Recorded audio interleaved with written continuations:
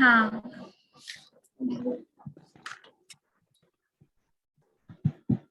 Automatic Krishna है choose.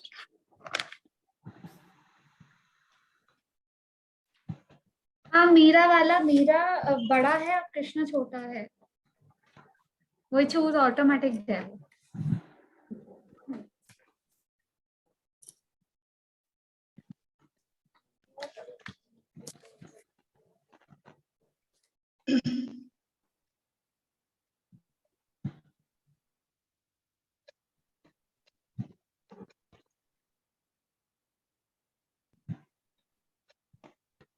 Sonia जी सुंदर लग रहे हो। हरे कृष्णा भाभी। हरे कृष्णा, हरे कृष्णा। अच्छा लग रहा है देख के। हमको भी। हरे कृष्णा। हरे कृष्णा, हरे कृष्णा।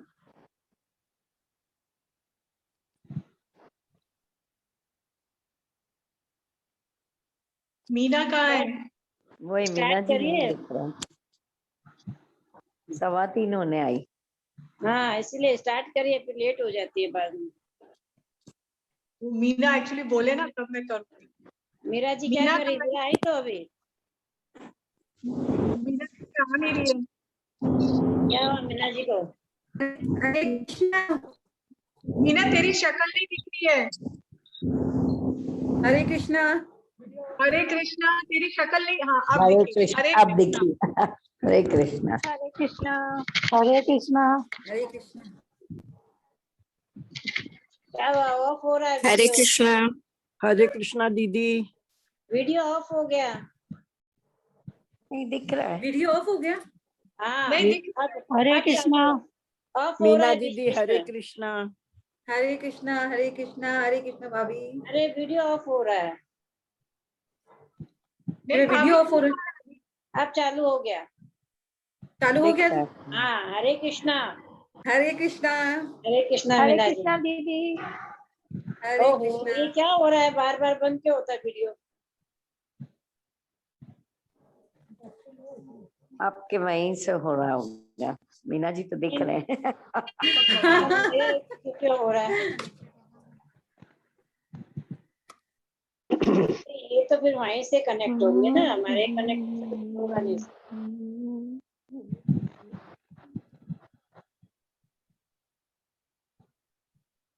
मेरा वीडियो ऑफ क्यों हो रहा है? सभी को हरे कृष्णा। हरे कृष्णा। सभी का इस मीरा जी हरे के सत्संग में बहुत बहुत स्वागत है। थैंक सभी यू। को नमन है, सभी को वंदन है, प्रणाम करती हूँ सभी को। हरे कृष्णा। हरे कृष्णा। सोनिया कीर्तन शुरू करो। हरे कृष्णा। हरे हरे कृष्णा। कृष्णा। आज भी आपके साथ मैं कुछ शेयर करती हूँ। एक यंग कपल है और एक ओल्ड कपल है। दोनों अपने गार्डन में एक तरह का एक एक पौधा लगाते हैं। यंग कपल थोड़े थोड़े दिन में उसमें खूब एक साथ ही खाद देता है और एक साथ ही पानी देता है। लेकिन जो ओल्ड कपल है वो रोज थोड़ा थोड़ा पानी देता है और रोज खाद देता है। उसका परिणाम ये तो फील होता है कि दोनों के पौधे जो है वो पेड़ बन जाते हैं और वो हरे भरे हो जाते हैं। एक दिन रात को आंधी आती है। सुबह उठ के दोनों अपने पेड़ों में जाते हैं तो यंग कपल का पेड़ जमीन पे टूट के गिरा होता है और ओल्ड कपल का जो पेड़ है वो तना हुआ खड़ा रहता है। तो यंग कपल उनसे पूछता है कि आप हमने तो इतनी इतनी खाद और इतना पानी एक साथ दिया तो हमारा टूटे और आपका खड़ा हुआ है। तो वो कहते हैं कि तुमने एक साथ दिया इसलिए जड़ें मजबूत नहीं हो पाई और तुमने थोड़ा थोड़ा दिया इसलिए जड़ें मजबूत हुई। कहने का मतलब ये है कि बचपन से अगर हम अपने बच्चों को थोड़ा थोड़ा स्पिरिचुअलिटी बताएंगे तो उनकी जड़ें मजबूत होंगी। एक साथ बताने से वो कंफ्यूज हो जाएंगे और वो स्पिरिचुअलिटी से दूर हो जाएंगे। तो चलिए पहले भजन करते हैं फिर संकीर्तन करते हैं। दर्शन दो घन श्याम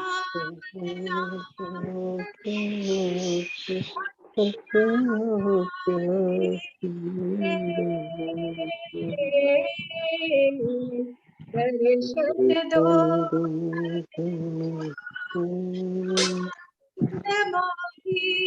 आँखियाँ प्यासी रे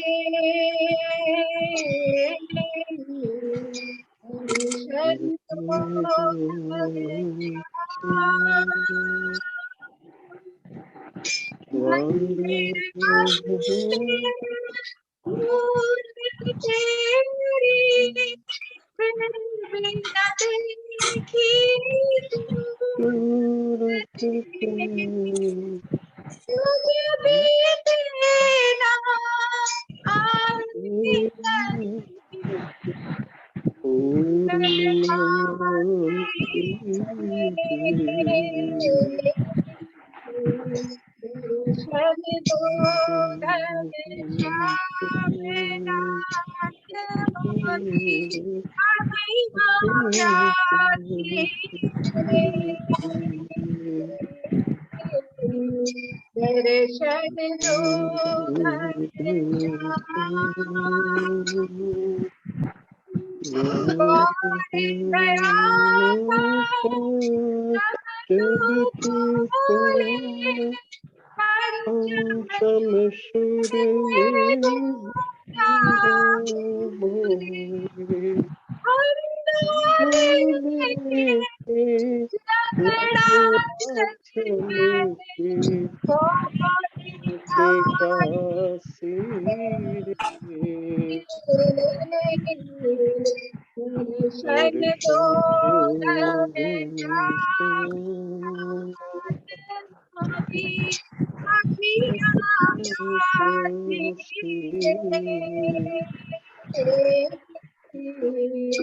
दर्शन दो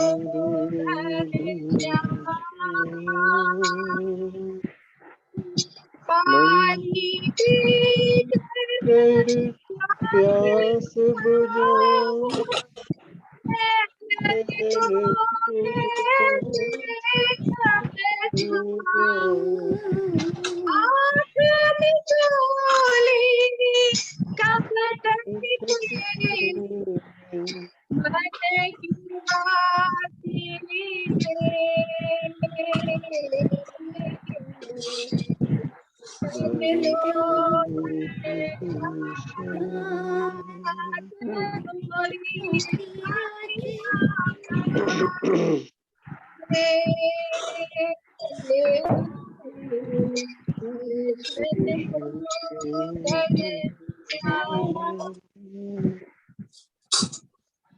राधे राधे हो राधे राधे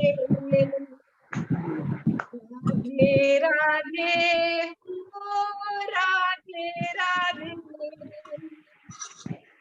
राधे राधे हो राधे राधे राधे राधे हो राधे राधे गोविंद राधे गोपाल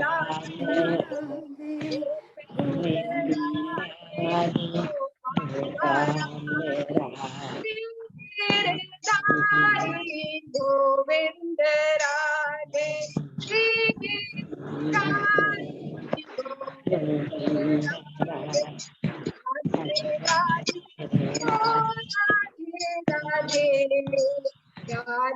राधे राधे राधे राधे राधे हो राधे राधे राधे राधे गोविंद राधे गोपाल गोविंद राधे गोपाल राधे श्री गिरधारी गोविंद राधे गोविंद राधे राधे राधे राधे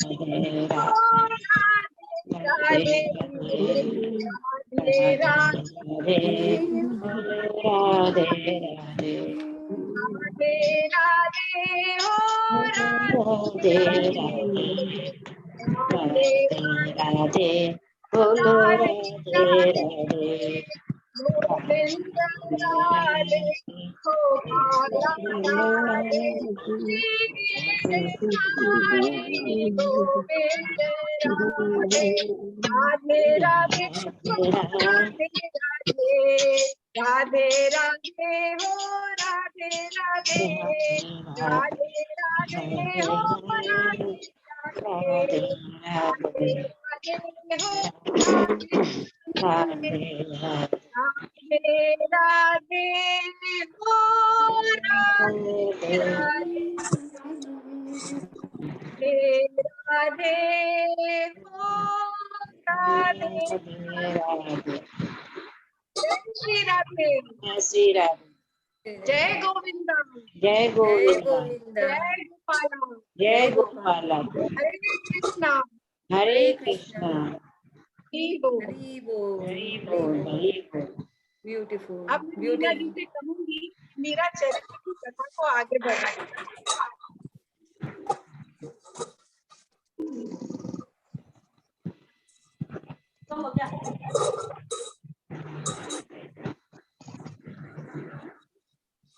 ओम नमः विष्णुपादाय कृष्णप्रेष्ठाय भूतले श्रीमते भक्ति वेदांत स्वामिनिति नामिनी नमस्ते सारस्वते देवी गौरवाणी प्रचारिणी निर्विशेष शून्यवादी पाश्चात्य देश तारिणी वांछा कल्पतरुभ्यश्च कृपा सिंधु एव च पतिनानां पावनेभ्यो वैष्णव्यो नमो नमः।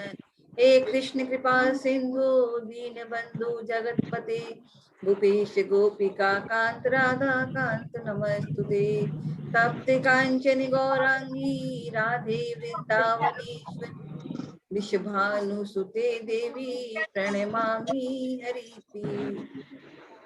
जय श्री कृष्ण चैतन्य प्रभु नित्यानंद श्री अद्वैत गदाधर शिवासादि गौर भक्तवृंद हरे कृष्णा कृष्ण कृष्णा हरे हरे रामा राम रामा हरे हरे हरे कृष्णा कृष्ण कृष्णा हरे हरे हरे रामा राम रामा हरे हरे हरे कृष्णा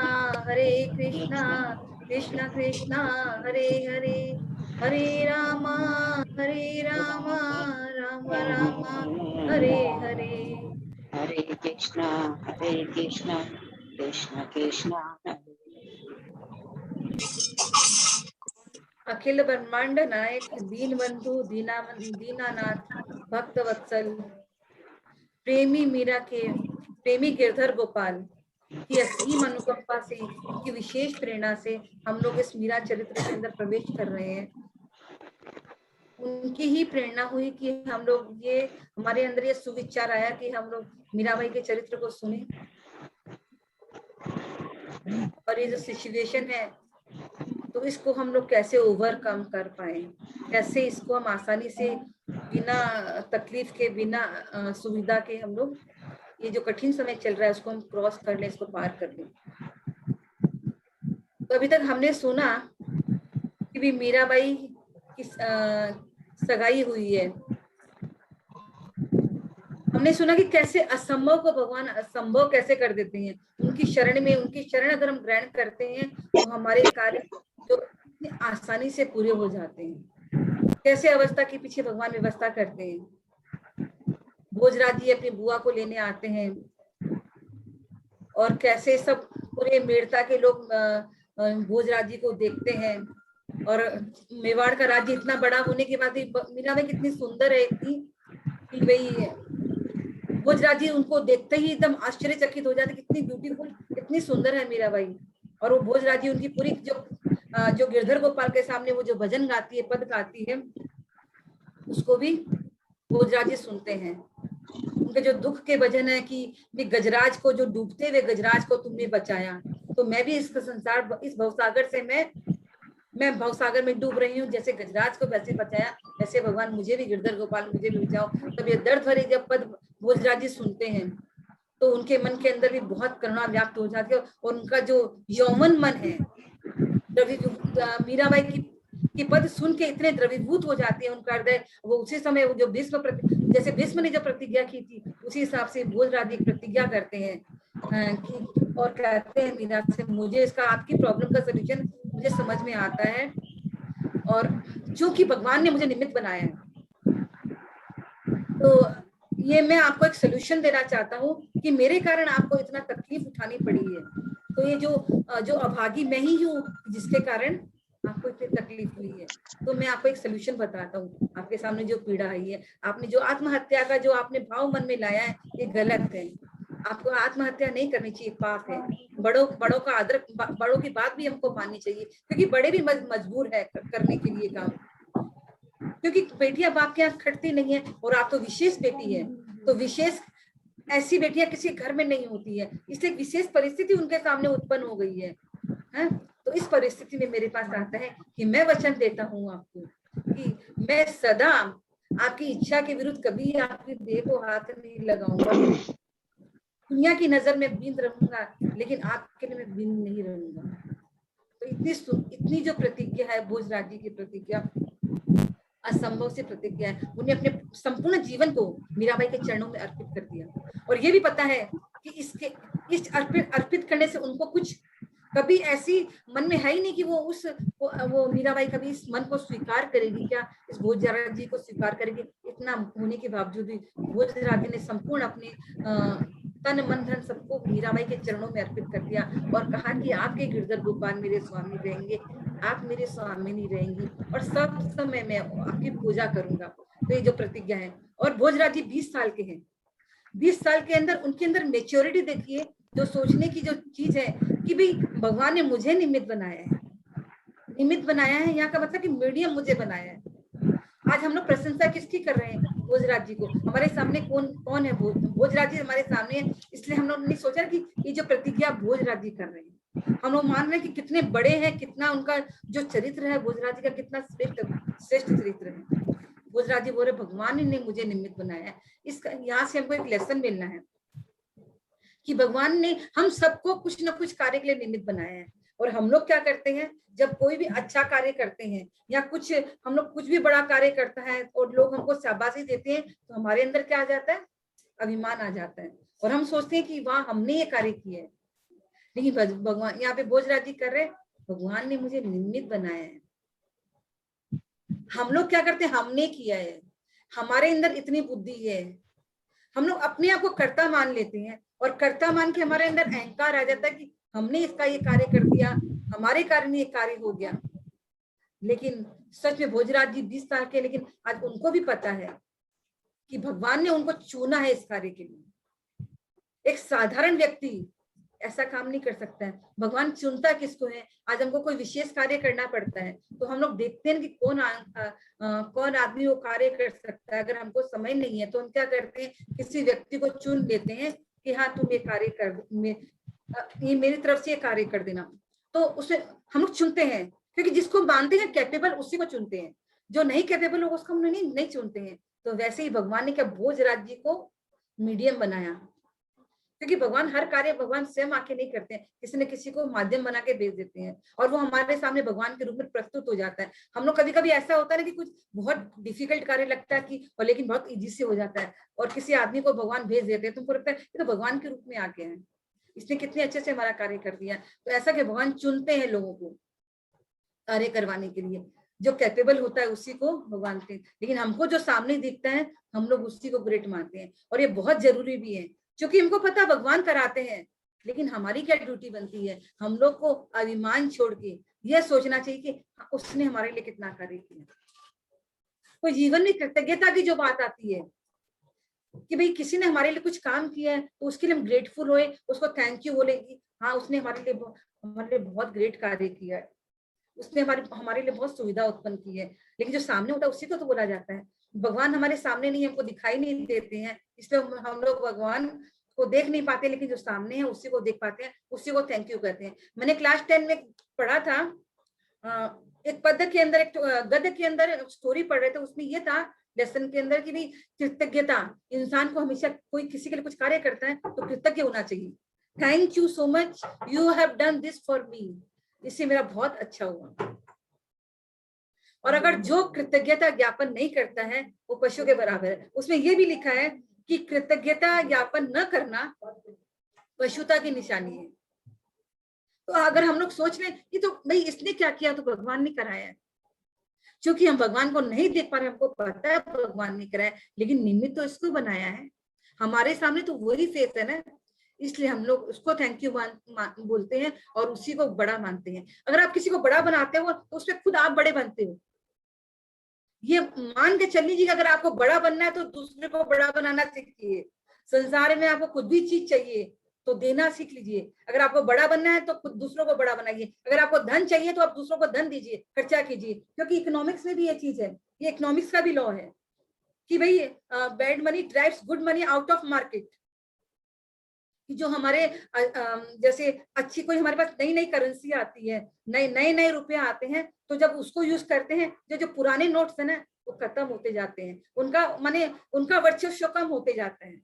तो वैसे ही है जीवन में, अगर हमको धन चाहिए तो देना सीखिए, उसको यूज करना सीखिए, देखिए धन आएगा। अगर आपको यश चाहिए तो दूसरों को यश दीजिए, अगर आपको मान चाहिए तो दूसरों को मान दीजिए। लेकिन हम लोग क्या करते हैं, हम लोग इसका उल्टा करते हैं। हम लोग देने की बजाय उसको खुद यूज करना चाहते हैं। ये तकलीफ जीवन में इसीलिए आती है कि हर चीज को हम लोग अपने लिए यूज करना चाहते हैं। हमको मान तो चाहिए, लेकिन हमको मान किसी को देना नहीं है। हमको यश तो चाहिए, लेकिन किसी को यश देना नहीं है। भगवान कहते हैं तुमको जो चीज चाहिए ना वो देना सीखो, वो ऑटोमेटिक तुम्हारे पास आएगी। इसमें इकोनॉमिक्स का भी मैंने बताया, वैसे अच्छे विचार है ना, अगर जीवन में अच्छे विचार आ जाते हैं तो हमारे बुरे विचार अपने आप खत्म होते जाते हैं। जैसे अच्छी करेंसी हाथ में आती है तो जो गली हुई, जो सड़ी हुई करेंसी रहती है, जो रुपए रहते हैं ना, वो हट जाते हैं, वो यूज से खत्म हो जाते हैं। वैसे ही अगर हम अच्छे विचारों को डेवलप करते हैं, उनको यूज करते हैं, तो हमारे जो बुरे विचार है ना धीरे धीरे अपने आप खत्म हो जाएंगे। यहाँ से जो भी आप लोग कुछ भी जो विचार सुनते हैं, इसमें से एक भी विचार अगर आप लेके जाते हैं और उसको आचरण में लाते हैं, इस सब मैं अपने अनुभव से मैंने यूज कर करके देखा है, इसलिए मैं आप लोगों को इतने कॉन्फिडेंस के साथ बोल रही हूँ। मैं किसी से सुना नहीं है, खुद का ही मंथन करते करते, चिंतन करते करते ये सब विचार मन में आते हैं। और ऐसा अप्लाई करके भी दिखा, और अप्लाई करने से जो रिजल्ट सामने आया उसको मैंने बताया है। क्योंकि थोड़ा इकोनॉमिक्स भी पढ़ा हुआ है, थोड़ा अकाउंट भी पढ़ा हुआ है, तो इनको बेस करके ये चीजें आती है सामने। तो यहाँ भोजराज जी ने कहा भगवान ने हमको निमित्त बनाया है, तो हमको जीवन में किसी के लिए भी कोई छोटा भी कार्य करके कृतज्ञ। और भगवान तुम्हारे सब कुछ करते हैं, तो हम लोग जैसे वो राज दीदी कहती है, मैंने सुना है कि भी नारायण रेखी में भी कहते हैं ना, thank you God you have given, माने आपने हमको सब कुछ दिया है, आपने हमारे लिए इतना किया है। एक छोटा सा काम भी कोई करता है तो उसको बोलते हैं थैंक यू। तो भगवान तुम्हारे लिए सब कुछ करते हैं, तो उनको सब समय थैंक यू कहते हैं, भगवान आपने ये किया, आपने ये किया। देखिए ना, जीवन में बहुत कुछ मिलने लग जाएगा। किसी को आप ग्रेटफुल होते जाइए, देखिए जीवन चेंज होता जाएगा। और हम लोग तो सोचते हम ही कर रहे हैं, और यही कभी किसी कोई काम करने का मौका पड़े तो यही सोचना चाहिए भगवान ने हमको चुना है। तो हम क्या करेंगे, भगवान ने चुना है तो हमको हमारे में अंदर अभिमान नहीं आएगा और हम उस काम को बहुत अच्छे से करेंगे। जीवन में ये सब चीजें बहुत ज्यादा काम आती है, क्योंकि ये बहुत प्रैक्टिकल चीजें हैं। तो हमको उस समय अभिमान नहीं करना है, हमको यही सोचना कि भगवान, हम भगवान के दास है, भगवान को चुना है क्योंकि हम उस काम को करने लायक है। अगर नहीं लायक होते तो भगवान नहीं चुनता। जैसे हम लोग भी तो वैसे ही करते हैं, कोई जिस काम के लायक होता है उसको वही काम दिया जाता है। तो भोजराज जी के अंदर 20 साल के हैं, छोटी सी उम्र है, फिर भी भोजराज जी के अंदर माने ये सब जो स्पिरिचुअलिटी की बात है, संस्कार है, फैमिली के संस्कार है।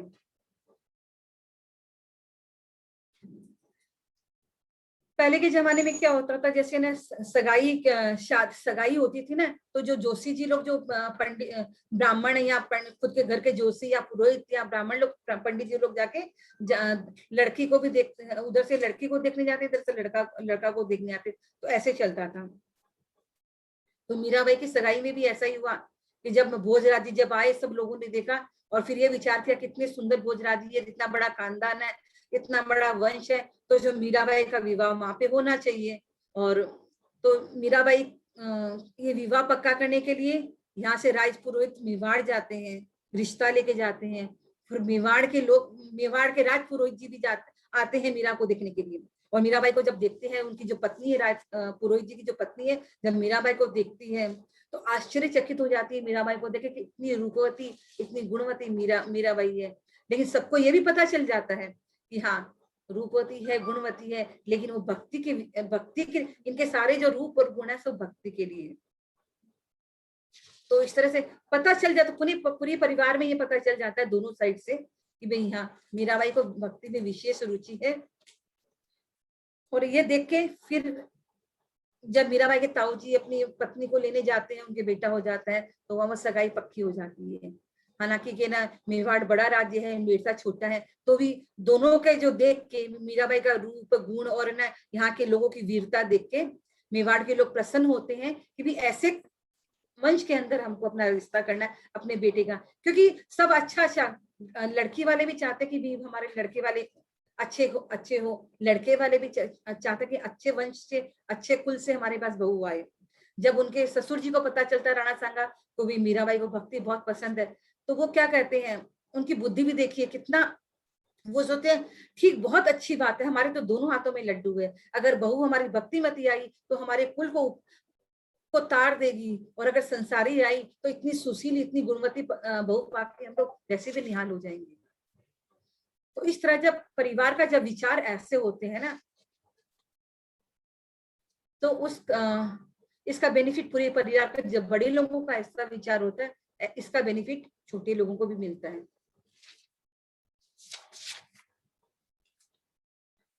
मीराबाई को दिखाने का पूरा कार्यक्रम हो गया, सगाई पक्की हो गई, ताऊ जी जाके पक्की करके आई। मीराबाई का भाव एक दिन जब मीराबाई को पता चलता है कि भी सगाई पक्की होने जा रही है, तो गिरधर गोपाल के चरणों में बैठ के बहुत रोती है। और उसी समय उनको जो भाव की जो अनुभूति है कि वो मटकी लेके जा रही है यमुना के, पानी भर रही है, मटकी लेके चल रही है, तो अचानक क्या होता है, किसी ने पकड़ के, श्याम सुंदर ने ऊपर मटकी पकड़ ली। मीराबाई देखती है कि कदम के डाल के ऊपर श्याम सुंदर बैठे हैं, उन्होंने मीराबाई की मटकी ले ली है।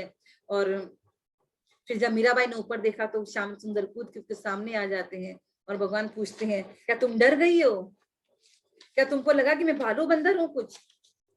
तो इस तरह से वो मीराबाई से बातें करते हैं, अरे चल चल थोड़ी देर बैठ के बातें करते हैं। और कहती है कि तुम मेरे से बात नहीं करती, मुझे अच्छा नहीं लगता, तुम मेरे से बात तो कर। तो शर्म के मारे मीराबाई कुछ बोलती नहीं है, कुछ बोला नहीं जाता मीराबाई को। और श्याम सुंदर कहते हैं, इतनी दोपहर को तुम क्या कर रही हो? तो पानी भर रहे हैं। पानी भरे को दोपहर को आता है? तुमको कोई भालू बंदर खा जाता तो मीरा कहती है, आप तो थे ना।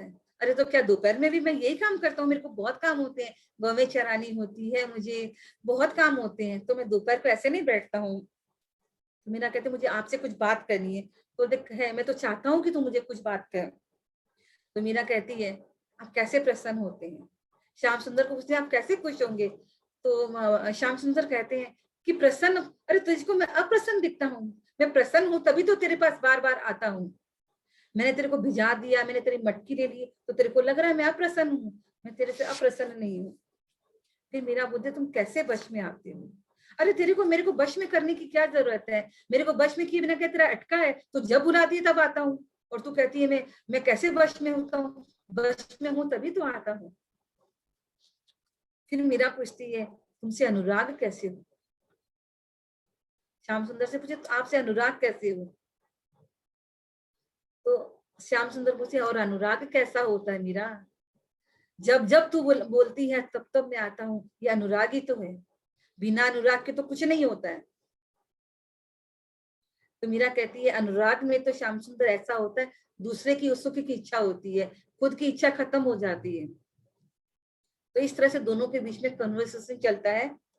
फिर श्याम सुंदर बोलते, तेरे से तो भगवान भी हार जाएंगे, इसलिए तेरे से मैं ज्यादा बहस नहीं करूंगा। और मीरा से वार्तालाप करके श्याम सुंदर अंतर ध्यान हो जाते हैं, और मीरा फिर अपने नित्य कर्म के अंदर लग जाती है। वो श्याम सुंदर, हाय श्याम सुंदर तुम कहाँ चले गए, कहाँ चले गए, इस तरह से करने लगती है।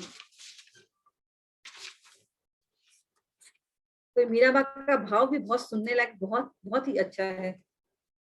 और मीरा की जब सगाई करके आ जाते हैं तो पूरे राजमहल के अंदर, मीरता के अंदर बहुत खुशहाली हो रखी है कि इतने बड़े कोई के साथ हमारा संबंध हुआ है। सारे दास दासियां एकदम इधर उधर घूम रहे हैं, लेकिन मीराबाई को तो नींद कहाँ आने वाली है। वो तो अपना पद पे गिरधर गोपाल के चरणों में गिर के पद पद पे पद गाए जा रही है, और कभी आत्महत्या की बात सोचती है, कभी कभी श्याम सुंदर को चिट्ठी लिखती है, लेकिन चिट्ठी में भी वो क्या लिखती है, क्योंकि सब धुल जाता है, जो भी लिखती है आंसुओं से धुल जाता है। और मीराबाई धीरे धीरे धीरे दुबली होती जा रही है, तो माता पिता को चिंता होती है। वैद्य जी को बुलाया जाता है। मीरा कहती है, मेरा वैद्य तो सांवलिया है, मैं तो कैसे सो सकती हूँ, मैं, क्योंकि मेरा तो जो है वो तो ऊपर में सो रहा है, मैं ये जो सूलों की जो सेज है, कांटों की पे मैं कैसे सो सकती हूँ। मेरे दर्द का इलाज तो मेरा सांवरिया ही कर सकता है, मेरा श्याम सुंदर ही कर सकता है। बाकी संसार का कोई भी वैद्य मेरे इस दुख का इलाज नहीं कर सकता है। उसी समय मीरा को लगता है कि कोई सुगंध आती है, क्योंकि वो सुगंध चंदन केसर की रहती है। उस चंदन केसर की सुगंध तभी आती है जब श्याम सुंदर आती है। तो अचानक मीरा की झपकी लगती है, तो सुगंध आती है, तो मीरा को लगता है कि श्याम सुंदर आके चले गए। इस तरह से मीरा के विचारों में सब समय श्याम सुंदर, गिरधर गोपाल बसे हुए हैं। उसी समय मीरा को पता चलता है कि जो संत से जिनको मूर्ति मिली थी वो संत आए हैं। और जब वो संत आए हैं तो अपने जयमल अपने भाई को बोलती है, अरे, क्योंकि अभी संतों का, जब दादाजी जाने का, संत आते नहीं है महल के अंदर, डायरेक्ट भारी रोक दिए जाते हैं। तो अपने भाई से प्रार्थना करती है, अरे तेरा मैं गुण गाऊंगी, मैं हमेशा तेरी दासी बनकर रहूंगी, जयमल तू उस संत को बुला दे। तो जयमल बहुत धमकाता है, अरे भाई, ऐसा सुना है कि आप कभी अच्छे से कपड़े नहीं पहनती हैं, आप शादी के निकाह में पार्टिसिपेट नहीं करती है, तो बोलते मैं तुम्हारे पाँव पड़ती हूँ भाई, जो तू बोलेगा मैं वो करूंगी, पहले उस संत को ला दे। तो जयमल जाते हैं और उस संत के दर्शन कर संत को लेके आते हैं। जब संत आके उस गिरधर गोपाल का दर्शन करते हैं तो मन ही मन कहते हैं, अरे तेरा मेरे पास कहाँ से मन लगे, तेरे जो ठाट है यहाँ पे, कितना सुंदर तू बन के बैठा है, क्या रोज रोज तू भूख आरोग रहा है, खा रहा है, तो मेरे पास तो सूखी रोटियां थी, तेरा मन वहां कैसे रखता है, तेरा ठाट देख के तो मेरे को भी बहुत जलन हो रही है। और जो मीरा का हृदय देखा तो बोला, कितना प्रेम भरा हृदय तेरे को मिल रहा है, मेरे पास तो कुछ भी नहीं था, ना मन था ना हृदय, कुछ भी नहीं था। और भगवान से प्रार्थना करते हैं, गिरधर गोपाल को बोलते हैं कि मीरा ने तुमको जो प्रेम दिया है, जो मन दिया है, हे ईश्वर, कभी उस प्रेम और हृदय को भुला मत देना तुम। और फिर कहते हैं कि मीरा से आदेश लेके वो संत द्वारिका की तरफ जाते हैं।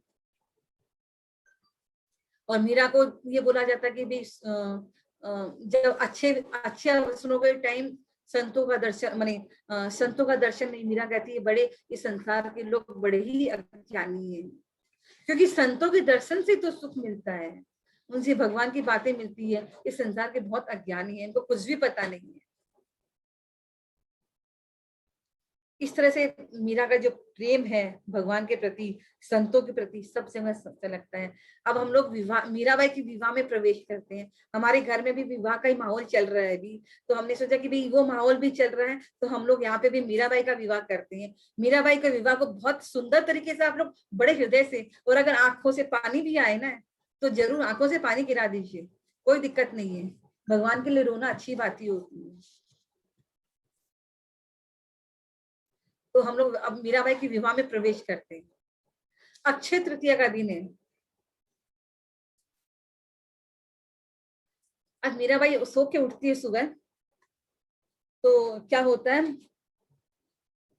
तो सारी दासियां लोग बहुत आश्चर्यचकित हो जाती है। मीराबाई सो के उठी है और ना आके क्या देखती है, और जाके दासियां उनके माता पिता को बुलाने जाती है, जादू जी को, रतन सिंह जी को बुलाने जाती है, और क्या देखती है कि मीराबाई पूरा दुल्हन के वेश में सजी हुई है। सुबह जब उठी है तो दुल्हन के वेश में सजी हुई है। मीराबाई ने आज चंदरबाई का खाच पहन के रखा। खाच किसको कहते हैं? अपने लोग अगर कुछ राजस्थान से, माने हम भी सभी लोग राजस्थान है लेकिन चीजों को भूल गए हैं थोड़ा। इतना हमारे कोहनी के ऊपर पूरी चूड़ियां पहनी जाती है, वो होती है पूरी हाथी दांत की चूड़ियां होती है, और उसपे सोने के वर्क किए हुए रहते हैं, सोने की कलमकारी की हुई रहती है। तो मीराबाई के पूरा खांच पहन के रखा है मीराबाई ने, उसको चंदरबाई का खांच कहते हैं। गले में बहुत बड़ा सा एक आभूषण है जिसको तमन्या कहते हैं। तो वो तमन्ना भी मीराबाई ने आज पहन के रखा है। मीराबाई ने नाक में नथ पहन के रखी है, हाथों में मेहंदी रचा के रखी है, और उनके हथेली पे अपने जो हथलेवा करते हैं ना, तो एक छाप पड़ जाती है। तो मीराबाई के हाथ में वो हथलेवा का छाप है पूरा। और मीराबाई की साड़ी से पीतांबर बंधा हुआ है, श्याम सुंदर का पीतांबर का गठजोड़ा बनाया हुआ है। मीराबाई की चोटी में माने ये फूल गुथे हुए हैं और मोतियों की लड़ियां लटक रही है बालों के अंदर, और पूरे बेड के ऊपर फूल बिखरे हुए हैं। और इसको इमेजिन कीजिए, देखिए कि सामने आपका प्रस्तुत हो जाएगा पूरा विवाह मीराबाई का। ये स्थिति है मीराबाई के बेड की और मीराबाई की खुद की। तो उसके पिताजी आ गए मीराबाई के वो, और रतन सिंह जी ने जब देखा तो क्या बोले, क्या क्या बात मीरा, तुम्हारी बारात तो अब आएगी ना, अभी तक तो बारात आई नहीं, आएगी आज बारात। तो मीराबाई क्या कहती है, आप लोगों को बड़ी तमन्ना थी ना मेरे विवाह की, तो वो आज मेरी तमन्ना, आज आप सब लोगों की तमन्ना पूरी हो गई। आज पिछली रात को मेरा विवाह हो गया।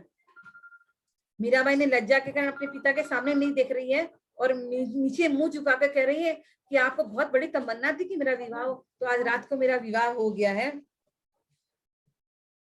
और भगवान गिरधर गोपाल ने मुझे अपना लिया है पिताजी, मेरा हाथ थाम कर इस भवसागर से मुझे पार करा दिया है।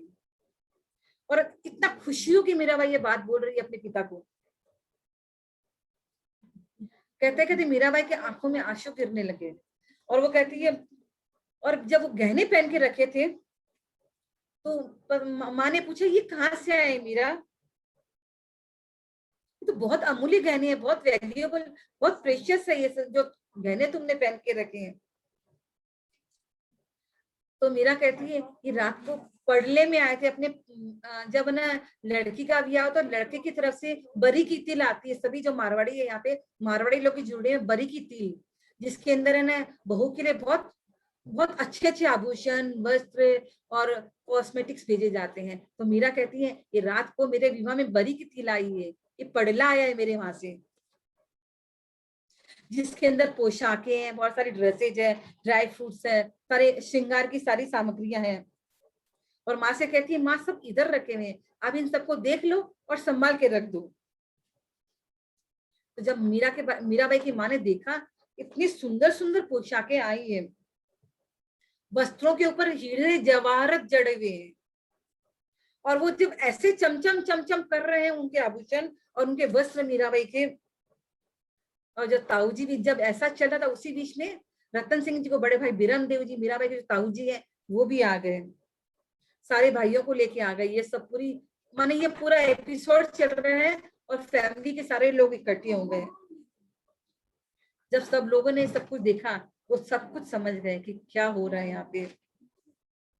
और ताऊ जी कहते हैं विवाह करके इसको क्यों दुख दे रहे हैं, किंतु अब तो धीरे धीरे घड़ियां, जो समय है विवाह का नजदीक आया जा रहा है, अब तो सब कुछ करने के बाहर हो गया, अब तो कुछ भी अपने हाथ में नहीं है। मीरा जब ताऊ जी ने इस सीन देखा तो बहुत दुखी हो गए, इस बच्ची को फिर से इसका विवाह करके इसको दुखी क्यों कर रहे हैं। मीराबाई का विवाह हो गया, मीराबाई उठ के अपनी नॉर्मल लाइफ में वापिस आ गई, अपना जो नित्य कर्म फिर करने लगी। माँ पास में आई मीरा के और समझाती है बेटी को, आज तो तेरा विवाह है बेटा, चलकर अपनी फ्रेंड लोग के साथ, चाची भाभी लोग के साथ बैठ, आज ये पूजन भजन जो करती है ना आज रहने दे।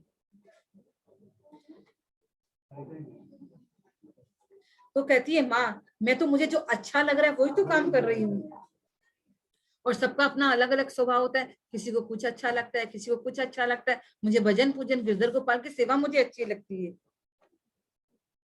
और आज का पड़ला देख के भी आपको समझ में नहीं आया माँ, मेरी हथेली का चिन्ह देख के भी आपको समझ में नहीं आया, तो भी आपको विश्वास नहीं हो रहा है। और फिर वो मीरा अपने सभी लोगों को मैंने एक पद गा के सुनाती है, माई माने सपना में पढ़ने गोपाल, ये मां आज सपने में आके गिरधर गोपाल ने मुझसे विवाह कर लिया है। ये संसार का जो फेरे जो है ना, मुझे संसार के जाल में बांधते हैं, संसार में जो फेरे लिए जाते हैं वो संसार में बांधते हैं। मुझे इन सब फेरों में कोई इंटरेस्ट नहीं है। मेरे गिरधर गोपाल ने रात में आके मेरी सारी प्रॉब्लम का सलूशन कर दिया है, मेरे से सगाई कर ली है, मेरे से विवाह कर लिया है। ये पद गा के मीरा सुनाती है।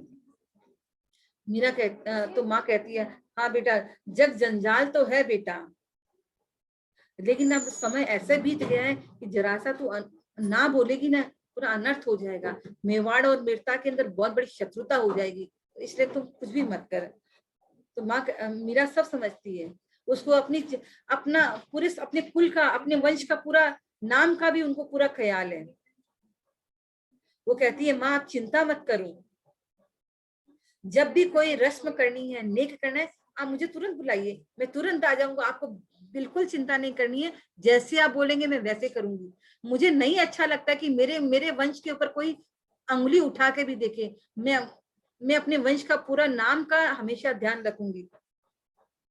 तो माँ कहती है, वाह बेटी, तूने तो मेरी सारी पीड़ा को खत्म कर दिया, तुमने जो बात बोली है ना। और ऐसा बोल के माँ चली जाती है। शाम के समय गोधूली की बेला में मीराबाई के विवाह के समय आ जाता है। बारात आई हुई है सारा। तो माँ झाली देवी अपने जमाई का पूरा जाके पूजा, जो गेट के ऊपर जो पूजा करते हैं द्वार के ऊपर, अपने अभिवादन कर रही है, स्वागत कर रही है।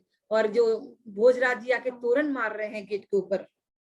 आज जो बड़े बड़े लोग जो है ना मेवाड़ के और मीरता के, सब आपस में गले मिल रहे हैं। बड़े लोग एक दूसरे को अभिवादन कर रहे हैं, एक दूसरे का स्वागत कर रहे हैं। और इतने बड़े बड़े राज्य, इन लोगों जो माने दोनों का वंश बहुत अच्छा है। खूब सारे न्यौछावर माने जिनको बोलते हैं ना कि बधाइयां बट रही है चारों तरफ। चित्तौड़ से आया हुआ जो सम्मान, माने अभी तक तो रात को गिरधर गोपाल से जो पड़ला आया वो रखा हुआ था, अब चित्तौड़ से भी बरी का पड़ला जो आया हुआ है वो आया है। सबके सब आश्चर्यचकित हो गए। क्या देखते हैं कि जो वस्त्र भेजे गए हैं सेम कलर, उन वस्त्रों का सेम रंग है, आभूषणों की सेम गढ़ाई है, सेम गिनती है, एग्जैक्ट दोनों सेम है। वहां का सामान आया हुआ, गिरधर गोपाल से सामान आया हुआ, दोनों एग्जैक्टली सेम है। फर्क क्या चीज है? मूल्य का फर्क है। जो मटेरियल है, क्वालिटी का फर्क है। जो आभूषण जो आए हैं, वस्त्र आए हैं, उनकी क्वालिटी और उस क्वालिटी में फर्क है। क्वांटिटी में कोई फर्क नहीं है, देखने में कोई फर्क नहीं है, लेकिन बस क्वालिटी में फर्क है। और जब मीरा को आभूषण पहनाने का समय आया तो मीरा कहती है, माँ सब कुछ तो एक ही है, उनके यहाँ से आया और जो मैंने पहन के रखा वो सेम ही तो है, फिर मैं चेंज क्यों करूं? मुझे वैसे ही रहने दो, जो मैंने पहन के रखा मुझे वैसा ही रहने दो।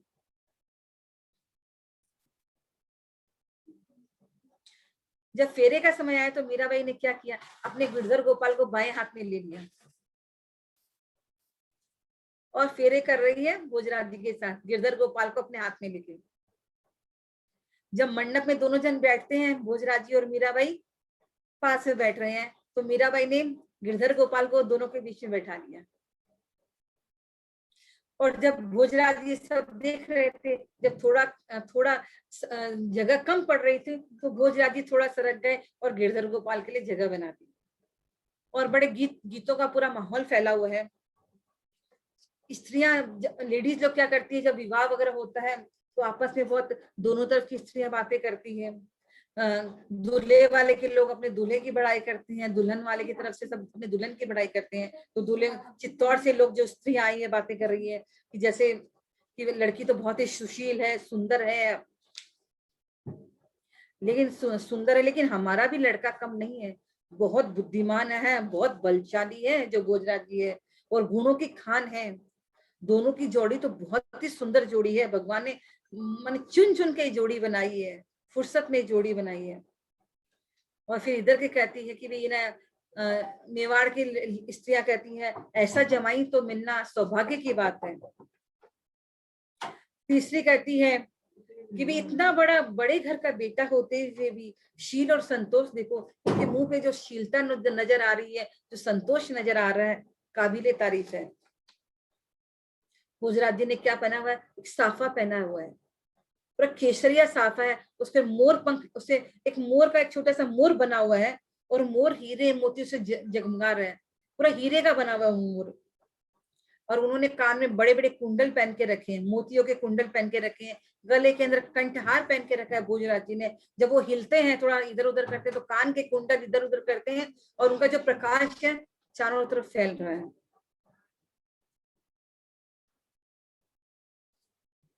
लेकिन इतने हैंडसम है भोजराज जी, क्योंकि लड़कियों के लिए बोलता है ब्यूटीफुल बोला जाता है, और जो लड़के बहुत लड़कों को ब्यूटीफुल हम लोग हैंडसम बोलते हैं। तो भोजराज जी बहुत हैंडसम है और मीरा भाई बहुत ब्यूटीफुल है। और उनकी जो तेज है, जो भोजराज जी का जो फेस में, जो मुंह पे जो तेज है ना, उनके मतलब माने गंभीरता है उनके अंदर, एक मेच्योरिटी जिसको बोलेंगे, गंभीरता है, शौर्यता उनके फेस से झलक रही है। और लगता है जैसे भगवान साक्षात जो बलराम जी आए ना, भगवान शिव जी की पूजा कर रहे हैं, इस तरह से यहाँ पे वर्णन किया गया है। चित्तौड़ से आई हुई कई जो लेडीज, जो ओल्ड एज माने जो थोड़ी बड़ी हो गई है, ओल्ड एज की जो लेडीज आपस में बातें कर रही है, ऐसी जोड़ी को देख के वो लोग लून राई करते कि भी नजर नहीं लग जाए ऐसी जोड़ी को। और कोई लड़की के गुण की प्रशंसा कर रहा है, कोई लड़के के गुण की प्रशंसा कर रहा है। तो भोजराज जी ने इशारा करके कह दिया बहुत बातें हो गई स्त्रियों को, कि आप लोग थोड़ा शांति रखिए। और जब उठ के फिर वो अपने पिताजी को प्रणाम करते हैं, अपने बड़ों को प्रणाम करते हैं, पिताजी को प्रणाम करते हैं। शादी हो गई है, शादी के बाद दोनों को एक कक्ष में अंदर, एक रूम के अंदर भेजा जाता है। मीराबाई निश्चिंत है, कि उनको पता है निश्चिंतता कब आती है जीवन में, जब किसी का विश्वास रहता है। मीराबाई को भगवान गिरधर गोपाल का विश्वास है, तो उनके मन में एकदम निश्चिंतता है, उनको जरा सा भी ऊफ नहीं लगता है। विचलित तो आदमी तब होता है जब कोई लगता है कि हमारा कोई नहीं है, लेकिन मीरा को पता है तो मेरा गिरधर गोपाल निश्चिंत खड़ी हुई है। उसी समय क्या होता है, भोजराज जी सामने आ जाते हैं। भोजराज जी एक कक्ष के अंदर दोनों हैं, लेकिन मीराबाई निश्चिंत खड़ी है। वो भोजराज जी सामने आके बोलते हैं, कहते कि मुझे अपना वचन याद है, आप चिंता मत करो। भोजराज जी बता रहे हैं मीरा को, मैंने जो आपको वचन दिया है वो मुझे पूरा पता है, आप बिल्कुल भी चिंतित मत होइए। और भोजराज जी कहते हैं कि जगत और जीवन में, इस संसार के अंदर और हमारे जो आपस की जो लाइफ है, इसमें आप सदा मुझे अपनी ढाल पाएंगी। इसका मतलब है कि संसार के अंदर कोई भी माने कि जब भी आपके ऊपर कोई दिक्कत आएगी, मैं हमेशा ढाल की तरह आपके सामने खड़ा हूँ। ऐसा होता है कि जब फैमिली के अंदर जब पति साथ होता है, तो किसी की मजाल नहीं होती है कि वो पत्नी को कुछ बोल दे, उनकी पत्नी को कुछ बोल दे।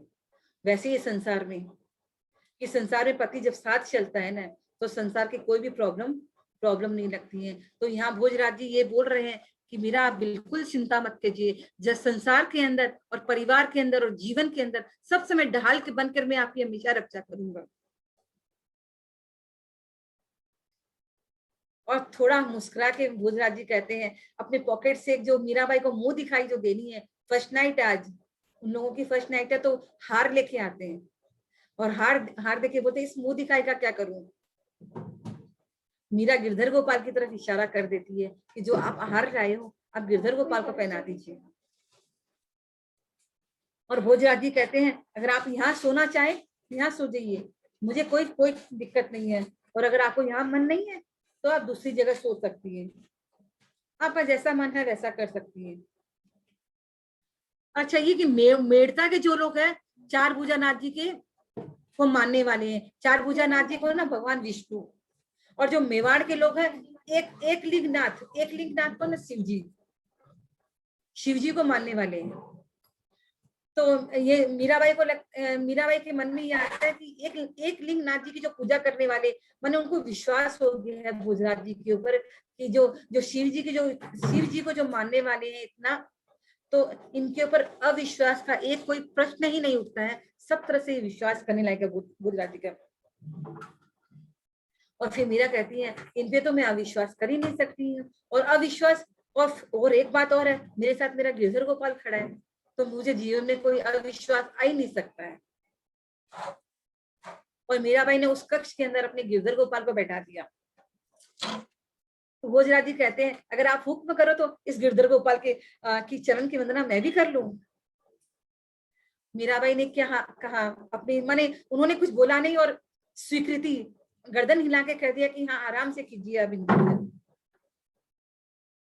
और भोजराज जी की सोच देखिए, भोजराज जी कह रहे हैं 1 लाख माने शिव जी की बहुत बड़ी कृपा हम पे हुई है।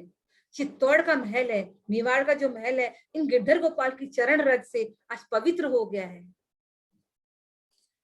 शैव, शिव को मानने वाले को शैव कहते हैं और वैष्णव को मानने वालों को, विष्णु को मानने वालों को वैष्णव कहते हैं। तो भोजराज जी कहते हैं कि आज जो ये सोचते हैं कि शैव अलग है वैष्णव अलग है, आज गिरधर गोपाल ने आके इस डिफरेंस को, इस अंतर को मिटा दिया है कि शैव को मानने वाले भी एक हो गए हैं, वैष्णव को मानने वाले भी एक हो गए हैं, क्योंकि दोनों फैमिली एक शिव को मानने वाले हैं, विष्णु को मानने वाले हैं, तो दोनों का अंतर मिट गया, दोनों एक हो गए हैं आज। और वो हार जो था ना भोजराज जी ने गिरधर गोपाल के गले में डाल दिया। और भोजराज जी भगवान को कह रहे हैं आपने मुझे सेवा का अवसर प्रदान किया प्रभु, मैं कृतार्थ हो गया, मेरा जीवन कृत्य हो गया है। और कहते हैं भगवान से प्रार्थना करते हैं कि ये जो अग्नि परीक्षा जो चल रही है मेरी, इसमें भगवान मेरा साथ देना, मेरे वचन को हमेशा निभाना, क्योंकि वचन निभाना अपने प्रयास से हम कुछ नहीं कर सकते हैं। जहाँ भगवान का बल मिल जाता है तो जीवन में असंभव से संभव सब कुछ संभव हो जाता है। मैंने जो वचन दिया है, असंभव जो वचन दिया है, उसको भगवान आप संभव कीजिएगा, क्योंकि आपका बल के हिसाब से मैं उस वचन को पूरा कर पाऊंगा। और अपने धन की रक्षा करना, गिरधर गोपाल का धन क्या है? मीराबाई। और कहते हैं कि अपने इस धन की रक्षा करना, इस मीरा की भगवान आप रक्षा करना। फिर भोजराज जी हल्के से मीरा की तरफ देखे मुस्कुराते हैं और बोलते हैं इस घूंघट, ये आपने जो घूंघट निकाल के रखा है। तो मीराबाई समझ गई और उन्होंने अपना घूंघट उठा दिया। जब भोजराज जी ने इतने मैंने मीराबाई को देखा, जब मीराबाई ने घूंघट उठाया तो भोजराज जी दुल्हन के वेश में मीरा को, वो तो ऑलरेडी इतने मुग्ध थे, मीराबाई को सब कुछ दे चुके थे, लेकिन आज दुल्हन के रूप में जब मीरा को देखा तो उनकी आंखें फटी की फटी रह गई, एकदम आश्चर्यचकित रह गए, इतनी खूबसूरत है मीराबाई। लेकिन क्या था, वचन याद आ गए और उन्होंने अपने पलके झुका ली। अब जैसे होता है कि भैया दूसरे दिन फिर सुबह कंवर कलेवा वगैरह जो अपने मारवाड़ी में अपने सारे जो नेकचार है, ये राजस्थान से ही है, तो जितने नेकचार अपने मारवाड़ी में होते सारे नेकचार, कंवर कलेवा का समय आया तो उसमें क्या करते, लेडीज लोग आपस में बहुत हंसी मजाक करती है, हंसी मजाक का दौर चल रहा है और लेडीज क्वेश्चन पे क्वेश्चन दोनों पे पूछे जा रही है, कोई मीरा से पूछ रहा है, कोई भोजराज जी से पूछ रहा है। लेकिन अब भोजराज जी के साथ उनके छोटे भाई रतन सिंह जी भी चित्तौड़ से आए हुए हैं।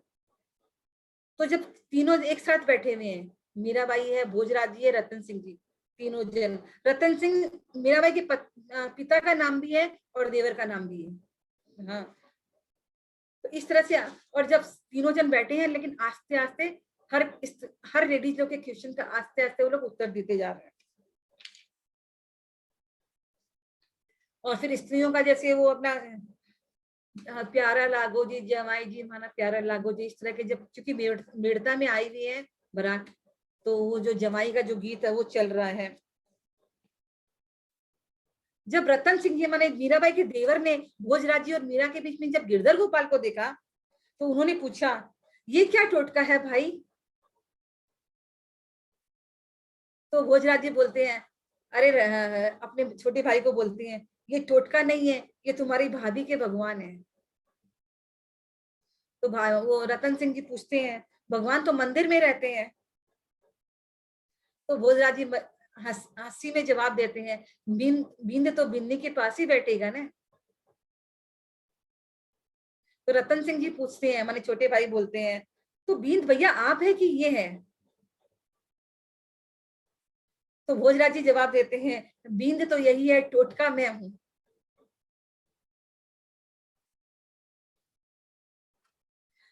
तो फिर भाई पूछता है, क्यों भाभी साहब, भाई जी ठीक बोल रहे हैं क्या? तो मीरा ने स्वीकृति में एक्सेप्ट कर लिया, हाँ ठीक ही बोल रहे हैं ये। तो वो हर गए, मतलब मैं समझ नहीं पा रहा हो क्या रहा है। वो रतन सिंह जी बोले, मैं तो कंफ्यूज कर रहा, भगवान से प्रार्थना करता है, ये वो कह, हे राम जी ये सब क्या हो रहा है? मुझे कुछ समझ में नहीं आ रहा है। तो भोजराज जी कहते हैं धीरे धीरे तुमको सब समझ में आ जाएगा। उसी समय क्या होता है कि मैंने चित्तौड़ ये मेड़ता के अंदर एक लड़की आती, कुंवारी लड़की को एक रस्म होती है, पता नहीं सबके होती है कि नहीं होती है। एक कुंवारी लड़की आती है और एक कपड़े से बनी स्त्री लेके आती है और आके क्या कहती है, उस स्त्री की गांठ से, पल्लू के गांठ से रतन सिंह का जो दुपट्टा है, माने देवर का, मीराबाई के देवर का दुपट्टा बांध देती है। माने हंसी मजाक की बातें हैं कि मीराबाई के विवाह में क्या क्या हो रहा है। तो वो देवर भी हंस के बोलते हैं कि आपके यहाँ जो आपके यहाँ से जो बिननिया आती है क्या कपड़े की बनी होती है क्या?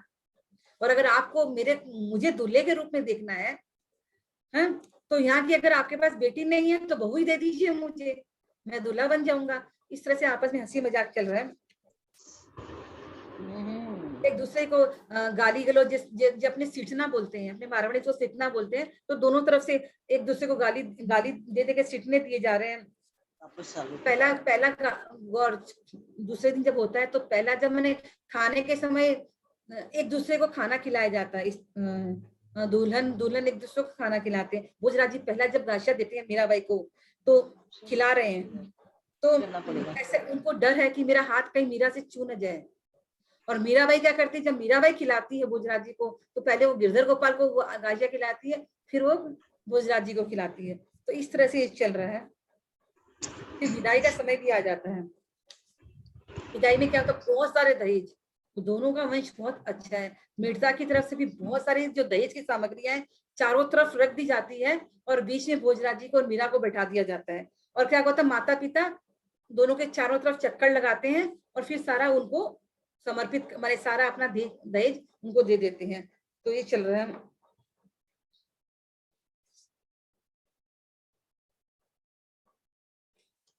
और उस दिन जब विदाई होती है तो घर के लोग, एक जो नारी धर्म की जो शिक्षा होती है वो दी जाती है, ऐसा है। तो मीरा के साथ भी ऐसा ही हो रहा है। सब लोग अपने अपने तरीके से मीराबाई को समझाने की कोशिश कर रहे हैं। मीराबाई के ताऊ जी हैं उनको गिन्नी देते हैं, विदा हो रही है बेटी तो सब अपने अपने तरह से उपहार दिए जा रहे हैं। कुछ कोई चांदी का सिक्का दे रहा है, कोई गिन्नी दे रहा है। और जब मीरा की विदाई हो तो मीराबाई को विदा करते करते उनके पिताजी ये भूल गए कि उनके बगल में बड़े भाई है, क्योंकि पहले के जमाने में बड़े भाई और पिताजी लोग रहते थे तो थोड़ी शर्म शंका होती थी। लेकिन आज क्योंकि रतन सिंह जी अपनी बेटी को विदा कर रहे हैं तो वो ये भी भूल गए कि मेरे बड़े भाई खड़े हैं, और लगा के अपनी पुत्री को गले से लगा के रोने लगते हैं। और ताऊ जी क्या शिक्षा देते हैं कि ससुराल में माँ बाप को बेटी के कारण ही यश प्राप्त होता है। बोलते हैं कि जो ससुराल में जो यश प्राप्त होता है ना माता पिता को, वो बेटी के कारण ही होता है। और तुम तो बहुत समझदार हो बेटा, बड़ों का हमेशा सम्मान करना, छोटों को हमेशा प्यार करना, और जो बराबर वालों हैं उनके हमेशा स्नेह हमेशा रखना, उनके लिए हमेशा माने ससुराल और पियर का मान बढ़ाना, उनके कुल का मान बढ़ाना, बहुत अच्छे से व्यवहार करना तुम सबके साथ। और मीरा को बहुत आशीर्वाद दिया। और ताऊ जी ने ये भी कहा, भोजराज जी से कहा, बेटी को तो शिक्षा दे दी कि ऐसे करना। वो भोजराज जी से भी कहा हमारी बेटी में कोई अवगुण नहीं है, पर भक्ति के सामने सब कुछ भूल जाती है। आप हमेशा इसका ध्यान रखिएगा। हमने इसको आपको सौंप दिया है, इसकी जो भलाई बुराई जो है वो सब आपकी है, आपकी ही लाज है, इसलिए हमेशा उसको संभाल के रखिएगा, ये आपकी धरोहर है। भोजराज जी ने भी सब बातों को बहुत मौन स्वीकृति दे दी। उसी समय क्या होता है, जो भोजराज जी का घोड़ा का नाम राजकरण था, बहुत सफेद रंग का घोड़ा था, वो सेवक लेके आता है और एक छलांग लगा के भोजराज जी उस घोड़े पे सवार हो जाते हैं। उसी समय फिर वही पेचो सोवे जी जमाई जी, जो जमाई के जो गीत है फिर गाना शुरू हो जाता है। और माँ रोती रोती मीराबाई को गले लगाती है और कहती है बेटी कि तेरे ताऊ जी ने दहेज में कुछ भी कसर नहीं रखी है, जितना हमसे संभव हो पाया हमने बहुत अच्छे से दहेज दिया है। इसके बावजूद भी अगर तुझे कुछ चाहिए तो कह देना बेटी तुम। मीरा कहती है दे रे माई माना मारो गिरधर गोपाल दे।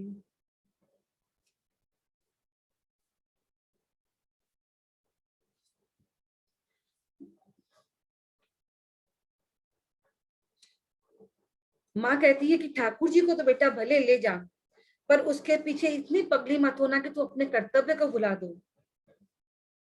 कार्तिकी जैसा तेरा गुणवान और सुंदर पति तुझे मिला है, सदा उसकी उसकी आज्ञा में रहना, हमेशा उसकी सेवा करना, सास ननद का हमेशा आदर करना, दास दासियों पर हमेशा कृपा दृष्टि बना के रखना। छोटों को, जो आज छोटे भी जैसे यहाँ पे कितनी अच्छी शिक्षा दे रही है, और आज के जमाने में हम लोग क्या शिक्षा दे रहे हैं। आज जो समाज में जो इतने जो तलाक के जो केसेज हो रहे हैं, हम सब जानते हैं कि आजकल कितना इंटरफेरेंस रहता है, पीहर वालों का कितना इंटरफेरेंस रहता है, मदर लोग का कितना इंटरफेरेंस रहता है। जब बेटी ससुराल जाती है तो उनको ये बोलना किसी की मत सुनना, तुम किसी को बराबर है, तुम इतना काम क्यों करोगी, तुम ये क्यों करोगी, तुमको किसी से दब के रहने की जरूरत नहीं है, हम लोग तुम्हारे पीछे खड़े हैं। इस तरह की शिक्षा दी जाती है। दुनिया के सामने हम लोग कुछ बोलते हैं और अलग से हम लोग कुछ सिखाते हैं। यही रीजन है कि आजकल हम देखते हैं कितने तलाक, लड़कियां फट से अपना पर्स उठाती है, कुछ माने मन जचा नहीं हुआ और अपना घर छोड़ के चली जाती है। इतना ईगो फैल गया है समाज के अंदर, लड़कियों के अंदर। जैसे मैंने गलतियां दोनों तरफ भी कुछ रहती होगी, लेकिन जहाँ थोड़ा सा भी अगर पेशेंस के साथ, थोड़ा सा धीरज करके अगर हम शुरू की जो प्रॉब्लम्स को अगर हम सहन कर लेते हैं, तो हमारा जो बेस बन जाता है वो अच्छा बन जाता है, और उसके ऊपर हमारा जीवन खड़ा हो जाता है। क्योंकि जब हम दूसरे परिवार में जाते हैं तो हमारी भी जिम्मेदारी रहती है कि उस परिवार को हम लोग अपनाएं, और दूसरे परिवार की भी रहती है कि नए घर से ये बच्ची आई है तो हम लोग भी इसके हिसाब से हम लोग एडजस्ट करें। लेकिन एडजस्टमेंट में दोनों तरफ से कुछ ना कुछ रहता होगा, इसलिए वो कोई 1 महीने में चलाता, कोई 6 महीने में चलाता, कोई 1 साल में। जो इतने जो केसेज हम लोग सुनते हैं तलाक के, इतने फ्रिक्वेंट हो गए, उन सबका कारण है हमारी शिक्षाएं ही है। क्योंकि मैं भी एक स्त्री हूँ, मैं लेडी हूँ, लेकिन मैं इस चीज को मानती हूँ कि ऐसा होता है, ऐसा होता है, और ये चीज आप लोग भी जानते हैं, लेकिन हम लोग इस चीज को एक्सेप्ट करना नहीं चाहते हैं।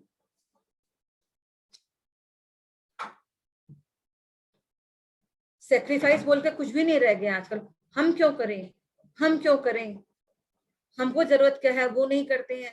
अरे एक दोनों तरफ से प्रॉब्लम रहती है तभी तो होता है। एक तरफ से अगर ठीक रहता है तो संबंध चलता रहता है। फिर भाभी और बहनों ने मिलकर उसको पालकी में बैठाती है, और एक दासी आके मीराबाई को गिरधर गोपाल उनके हाथों में पकड़ा देती है। करीब 100 दासियां हैं, मेरे चारों तरफ खड़ी हुई है, मैंने मीराबाई को विदा करने के लिए आज। और धीरे धीरे फिर ये जब पालकी चलती है, और जो भोजराजी है घोड़े पे सवार है, उनके जो भाई है सब पहले घोड़ों पे जाते थे, मीराबाई पालकी के अंदर है, और बारात लेके भोजराजी चित्तौड़ के अंदर प्रवेश करते हैं। जब बारात आते तो बड़ी माने पूरे गांव के अंदर पूरी खुशहाली हो जाती है। आज महाराणा माने एक बहुत बड़े वंश के अंदर एक बहू आ रही है, इसकी चित्तौड़ में पूरी तैयारी है कि आज भोजराजी अपने बहू को लेके आ रहे हैं, पूरा चित्तौड़ सजाया हुआ है। राजमार्ग की तरफ दोनों तरफ लोग इकट्ठे हैं, बहू का स्वागत कर रहे हैं कि मेड़ता की एक बहुरानी हमारे यहाँ पे आई है आज। राणा सांगा जी बड़े खुश है। राणा सांगे जो मीराबाई के जो ससुर जी बड़े खुश है। उनके एक आंख नहीं, एक हाथ नहीं है, इनके एक पाँव नहीं है, माने तो भी लोगों को पता नहीं चलेगा कि ये इतने हैंडीकेप्ड है। उसके बावजूद भी वो न्यौछावर पूरी बधाइयां बांट रहे हैं पूरे गांव के अंदर, पूरे मेवाड़ के अंदर। भोजराजी के साथ मीराबाई प्रवेश करती है महल के अंदर, और उसी समय मीराबाई की ठोकर एक ठो लगती है घूमते ही, और दासियां उनको संभालती है।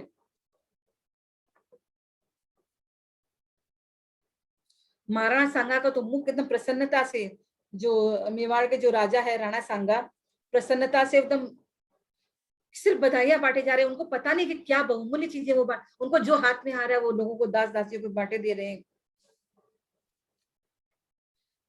हैंडीकेप्ड होने के बाद भी लोगों को ये पता नहीं चलता कि कौन सी आंख काम करती है। उनको लगता है कि सब कुछ उनका काम कर रहे हैं। इस तरह से सब खुशी से पागल हो रखे हैं। जिसके मन में जो आ रहा है वो बधाइयां बांट रहा है, और लगता है कि लक्ष्मण और बलराम स्वयं अवतार लेके धरती के ऊपर आए हैं। सबके अंदर एकदम पूरा हर्ष फैला हुआ है।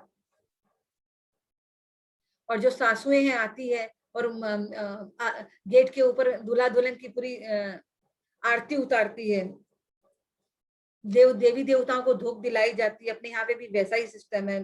कांगन डोले भी खोले जाते हैं। मीराबाई के साथ ऐसा ही हो रहा है। अपने जो साथ साथ गाशा सुहाग थाल का भी काम हो रहा है। साथ साथ जो कौर है खिलाए जाते हैं। और जो वो रस्म जो अपने जो दूध में अंगूठी जो पानी के अंदर डाल देते हैं, वो वाली भी रस्म यहाँ पे हो रही है।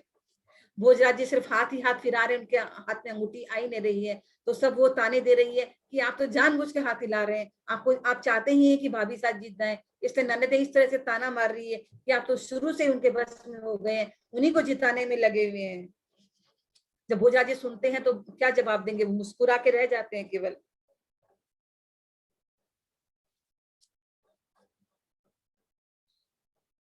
जब कांगल डोले खोने का समय, मीराबाई ने दोनों हाथ से फटाफट खोल दिए, लेकिन भोजराज जी को तो एक ही हाथ छूने की इजाजत है। वो धीरे धीरे खोले जा रहे, खुल नहीं रहा है। और फिर मेड़ता वाले को गालियां दी जा रही कि वहां के लोगों ने इतने जोर जोर से गांठें लगाती है, खुलती नहीं है, ऊपर से एक हाथ है। फिर उसी समय मीराबाई की जब नजर पड़ती है तो धीरे से क्या करती है, कैसे तैसे 5 गांठें तो भोजराज जी खोल लेते हैं, लेकिन 2 गांठें बिल्कुल नहीं खोल रहे हैं। मीराबाई सबकी नजर बचा के खुद फट से भोजराज जी की दोनों गांठों को खोल देती है।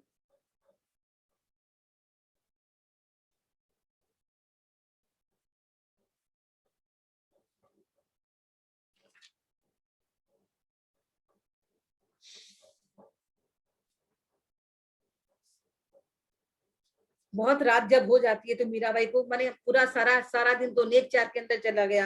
रात के समय उनको सब पहले जो बहुएं आती सबको अपना अलग अलग महल होता था, मीराबाई का भी महल था। मीराबाई को अपने महल में पहुंचाया गया और वही महल के एक अलग से कमरे के अंदर गिरधर गोपाल जी को बैठाया गया। तो मीराबाई अपने कक्ष के अटैच जो कमरा था उसमें गिरधर गोपाल जी बैठे हुए हैं। मीराबाई अपने गिरधर गोपाल को के पास जाके फिर अपना पद गाना शुरू कर देती। रात्रि का समय है, जय जयवंती जो राग गाती है मीराबाई, और उनके मधुर कंठ से जब वो राग सुनाई देती है तो भोजराज जी उस राग को सुन के इतने आनंदित हो जाते हैं जैसे एक जो किसी हिप्नोटाइज किसी सांप को कर देते तो वैसे ही चलता है। आज तो उस राग को सुन के भोजराज जी उस राग की दिशा में चलते जा रहे हैं।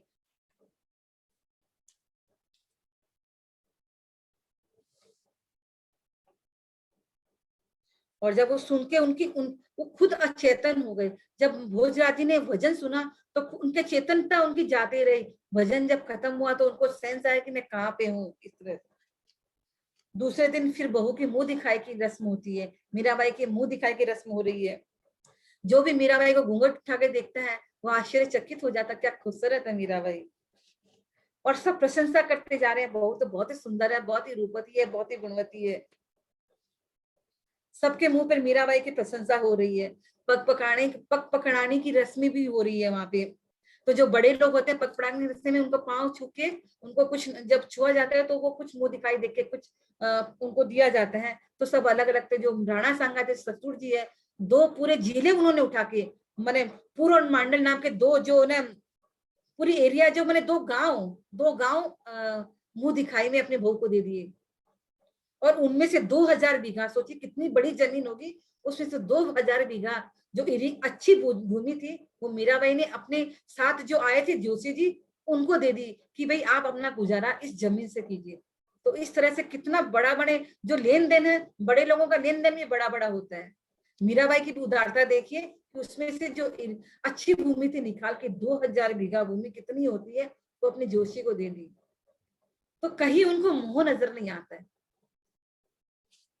तो इस तरह से मीराबाई का जो विवाह प्रसंग आज मैंने जो सुनाया, सारी रस्में जो अपने यहाँ होती है सारी मीराबाई के विवाह के अंदर हुई। और अक्षय तृतीया के दिन मीराबाई का विवाह रात में गिरधर गोपाल से होता है, दूसरे दिन भोजराज जी से होता है। और भोजराज जी के साथ सारी, और मैंने वो भी छोटी मोटी बातें आपको सब सुनाई ताकि आप लोगों को लगे कि नहीं मैंने जो नॉर्मल अपने घरों में होती है सारी रस्में वही हुई है। कुछ मीराबाई के साथ कुछ अलग नहीं हुआ है। अलग तो बस यही है कि उनको भक्ति में विशेष प्रेम है और हमको संसार में विशेष प्रेम है।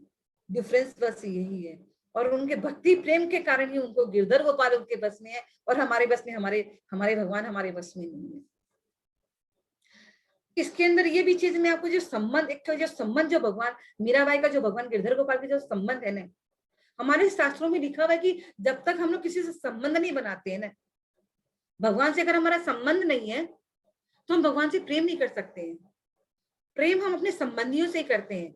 भगवान को जब तक हम लोग अपना नहीं मानेंगे तो प्रेम नहीं हो सकता है। और हमारे शास्त्र कहते हैं कि भगवान से हमारे संबंध 5 प्रकार के होते हैं। इस चरित्र के भी हम अंदर सुनते हैं कि भगवान को मीराबाई कभी कहती है कि मैं आप मेरे स्वामी हैं, मैं आपकी सेविका हूँ।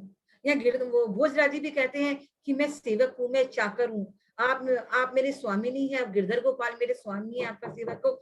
तो भगवान शास्त्रों में लिखा कि हमारे साथ जो भगवान के संबंध होते हैं वो 5 प्रकार के संबंध भगवान से कर सकते हैं। और जब तक हम भगवान से संबंध नहीं बनाएंगे ना, भगवान से प्रेम नहीं होता है। आज हमारे पुत्र से संबंध है, पुत्र का संबंध है, तब उसको प्रेम करते हैं। पति हमारा पति है इसलिए प्रेम करते हैं, हर किसी से तो नहीं करते, क्योंकि हमने उनसे संबंध बना लिया है। पिता से हम लोग प्रेम करते हैं, हमारा उनसे संबंध है। तो शास्त्र कहते हैं कि अगर भगवान से प्रेम करना है तो हमको भगवान से संबंध बनाना पड़ेगा। और भगवान से हम लोग संबंध कैसे बना सकते हैं, कितने तरह के संबंध हो सकते हैं, ये भी बहुत अच्छे से आप लोग सुनिएगा और जीवन में इसको अप्लाई करने का कोशिश कीजिएगा। तो देखिए कि भगवान से हमारे संबंध 5 तरह के संबंध हो सकते हैं। सबसे पहले कि भगवान का निष्क्रिय, माने कोई हम सिर्फ भगवान निष्क्रिय भाव से हम भगवान की कुछ सेवा नहीं कर रहे हैं, सिर्फ भगवान का ध्यान कर रहे हैं। जैसे भगवान जो शंकर जी है ना, शिव जी सब समय भगवान, उनके जो इष्ट है वो बाल राम है, बाल कृष्ण बाल राम, जो भगवान का जो बाल रूप है वो भगवान का उनका इष्ट है। तो जो शिव जी जब भी आंख बंद करते हैं तो वो उसी का ध्यान करते हैं, अपने इष्ट का ध्यान करते हैं। तो इसमें कुछ सेवा नहीं है, कुछ माने बस सिर्फ ध्यान में भगवान है, निष्क्रिय तरह, निष्क्रिय से हम भगवान का बस ध्यान किए जा रहे हैं। तो जो शिव जी का जो है वो निष्क्रिय संबंध है, भगवान के साथ निष्क्रिय संबंध है, जिसके अंदर कोई सेवा इन्वॉल्व नहीं है। दूसरा हमारा भगवान के साथ संबंध क्या हो सकता है, दास भाव, सेवक का। जैसे बोलते हैं भगवान हम आपके चाकर है, भगवान हम आपके सेवक है, आप मेरे स्वामी है, आप मेरे मालिक है।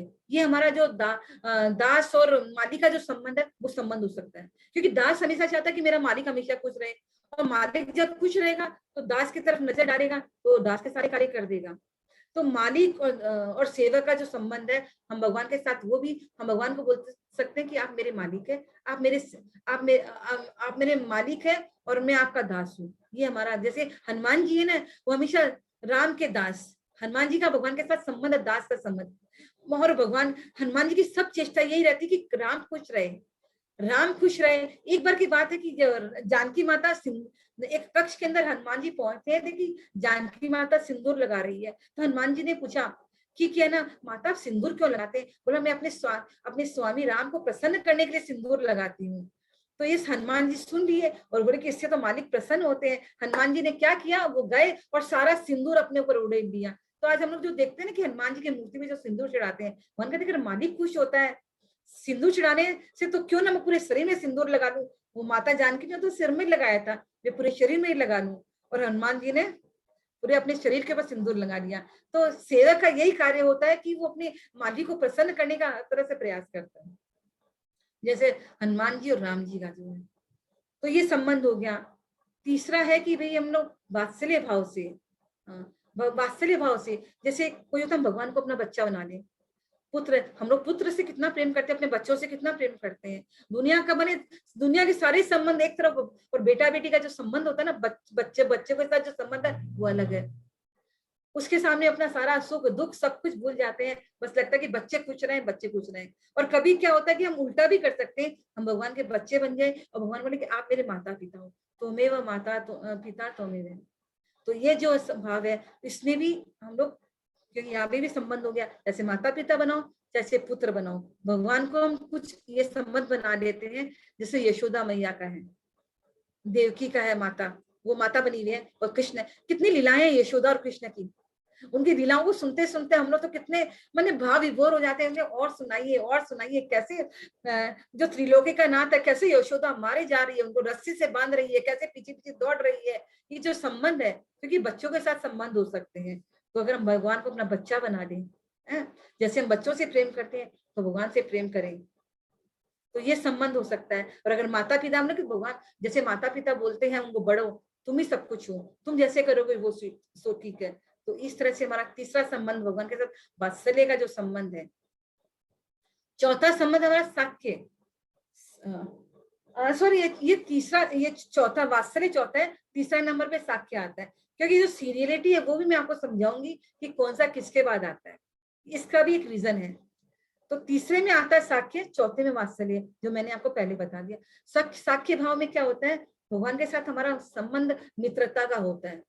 मित्रता में बराबरी होती है, बड़ा छोटा नहीं होता, मित्रता में बराबर का संबंध रहता है।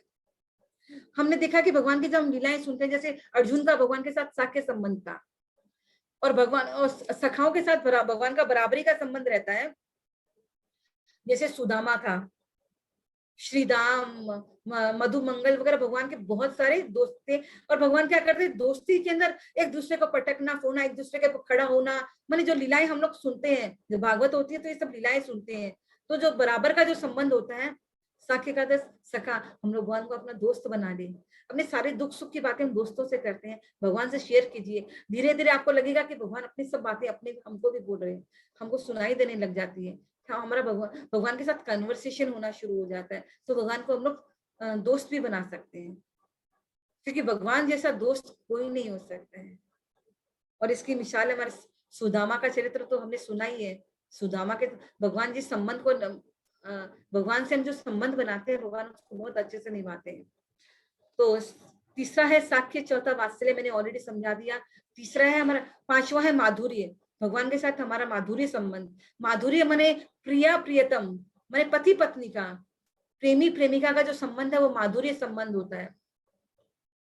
तो इसमें, इस भाव के अंदर क्या होता है कि जो आपस में पति पत्नी का जो प्रेम होता है ना, वो सारे संबंधों से ऊपर है। जितने की जीवन के जितने भी सीक्रेट्स होते हैं हम आपस में शेयर कर लेते हैं। तो सबसे ऊपर का जो टॉप लेवल है वो माधुर्य संबंध है। जैसे मीराबाई का था, मीरा का भगवान के साथ पति रूप का संबंध था, उन्होंने पति रूप में बनाया। राधा का कृष्ण के साथ प्रेमी प्रेमिका का संबंध है। तो इस तरह से है, तो ये जो सबसे हाईएस्ट लेवल है। लेकिन ये जो पहले वाले को छोड़ के चारों के अंदर क्या चीज है, सेवा। एक सेवा का जो है एसेंस, सब में सेवा है। जैसे निष्क्रिय भाव में कोई सेवा है, मैंने कोई सेवा नहीं है, सिर्फ हम ध्यान कर रहे हैं। लेकिन जहाँ दास सेवा करता है भगवान की सेवा करता है, दासत्व आ गया इसके अंदर, सेवा भाव आ गया। दूसरे के अंदर सखा भाव, एक फ्रेंड भी तो दूसरे फ्रेंड की सेवा ही करता है, उसको खुश करता है या कुछ भी करता है, इसमें भी सेवा का भाव आ गया। एक फ्रेंड दूसरे फ्रेंड के लिए काम करता है, वो उसके लिए काम करता है, इसके अंदर भी सेवा का भाव आ गया। लेकिन ये भाव थोड़ा ऊंचा है, क्योंकि सेवक का भाव हमेशा दासता का भाव है, नीचे का भाव है। और ना फ्रेंड के अंदर है, दोस्तों की सेवा कर रहे हैं, लेकिन बराबर का भाव है। अब इसके ऊपर आ गया वात्सल्य भाव। वात्सल्य भाव के अंदर भी सेवा का भाव आता है, क्योंकि एक माँ अपने बच्चे की सेवा ही तो करती है। और अगर हम उसको बच्चा बनाते हैं तो भी सेवा करते हैं, और एक बच्चा अगर माँ बाप समझ देता है भगवान को तो भी वो उसकी सेवा करता है। तो इसके अंदर सेवा एसेंस है। इसके ऊपर मैंने यहाँ तो भगवान को छोटा बनाती है, भगवान को बड़ा बनाती है, माता पिता बना के बड़ा बनाती है, बच्चा बना के छोटा बनाती है। लेकिन जो पांचवा नंबर जो माधुर्य है, सबसे बड़ा सेवा का भाव है। एक जो पत्नी होती है वो सेविका भी होती है, एक मदर की तरह केयर भी करती है, और फ्रेंड की तरह एक दोस्त भी बन के रहती है। तो माधुर्य भाव के अंदर क्या होता है, सारे सब तरह की सेवा आ जाती है। तो मैंने हमारा बोलने का मतलब कि हर संबंध के अंदर सेवा। हम लोग जो गौड़िया वैष्णव जो है ना, जो इस्कॉन में जो है ना संबंध, जो प्रभुपाद जी का जो इस्कॉन है, इसके अंदर सेवा ही इंपॉर्टेंस है। जैसे मैंने बताया ना कि भगवान का हम लोग सत्यचित आनंद स्वरूप है, आनंद भगवान का जो स्वरूप है उसके अंदर सेवा भाव प्रमुख है।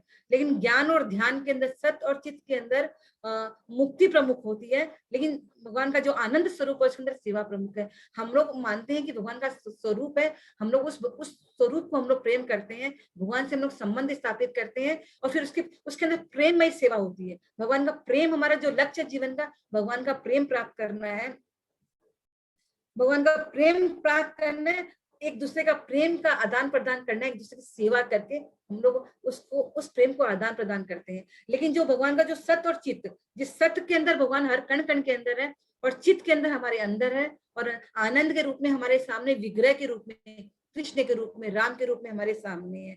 इस स्वरूप से हमको आनंद मिलता है, हम क्योंकि इसमें सेवा का है। तो अब जब कण कण में भगवान है, तुम किसकी सेवा कर रहे हैं, उसमें कोई सेवा का भाव नहीं है, बस हमको पता है कि हर कण के अंदर भगवान है, लेकिन है वो भी स्वरूप है। तो आनंद स्वरूप है, उसके अंदर हम लोग भगवान के प्रेम का लेन देन करते हैं, वो मुक्ति प्रधान होते हैं। ये थोड़ी ज्ञान की बात है यहाँ पे। अंदर सत और चित्त स्वरूप जो भगवान का है, वो उसके अंदर मुक्ति प्रधान होता है कि हमको इस संसार के आवागमन से मुक्ति दे दो। 84 लाख जो योनियां है, इससे भटके नहीं भगवान, हम लोग को इस आवागमन से मुक्ति दिला दो, वो मुक्ति हो गई, उसमें मोक्ष हो गया।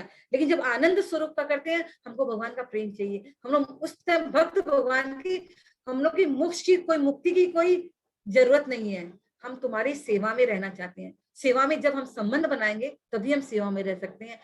तो भगवान से हम 5 तरह के संबंध बना सकते हैं। जिनसे हमारा संबंध नहीं होता है उनको हम लोग प्यार नहीं करते हैं, हम अपने संबंधियों से तो प्यार करते हैं। इसलिए अगर हमको प्रेम में आगे बढ़ना है, भक्ति में अगर हम लोग आगे बढ़ना है, तो अगर हम कोई संबंध भगवान से बना लेंगे तो हम अपने लक्ष्य को आसानी से प्राप्त कर पाएंगे।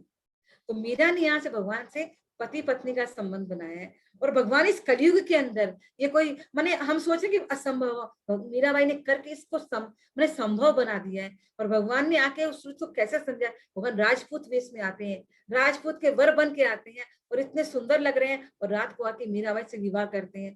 तो भगवान से हम जो संबंध बना लेते हैं, चाहे से हम जीव उस संबंध को भूल जाए, लेकिन एक बार अगर भगवान को हम लोग संबंध बना लिया, भगवान उस संबंध को नहीं छोड़ेंगे।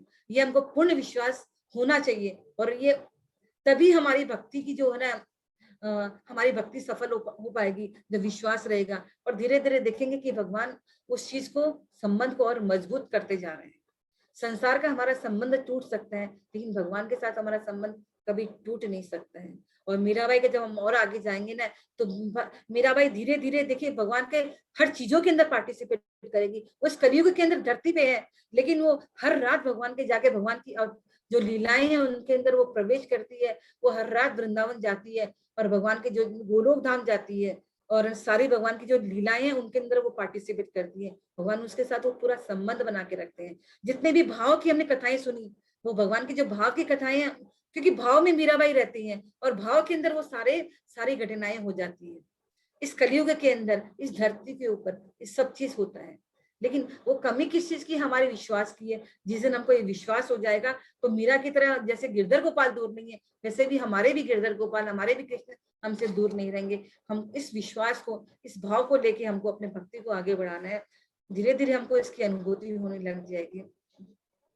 इसी के साथ हम लोग इस कथा को आज विराम देते हैं। हमने विवाह, मीराबाई के विवाह प्रसंग को आज सुना है, तो हमारे इससे भक्ति और दृढ़ होती है कि हम जिस मार्ग पे जा रहे हैं, हम उस मार्ग पे अड़िग होके, स्थिर होके, धैर्य के साथ उस पे आगे बढ़ते जाएं। क्योंकि जिसकी जितनी कैपेसिटी होगी वो उस गति से चलेगा।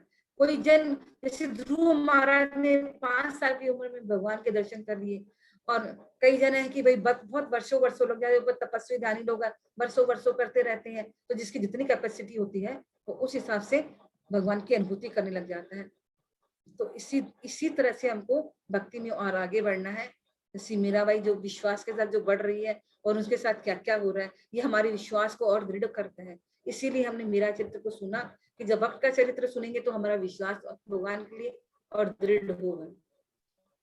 तो मेरी भगवान से यही प्रार्थना है कि जिस विश्वास के साथ सुन रहे हैं, भगवान हमारे विश्वास को और आगे बढ़ाए, बहुत दृढ़ करे, ताकि हम अपने जीवन के लक्ष्य को बहुत आसानी से प्राप्त कर सकें।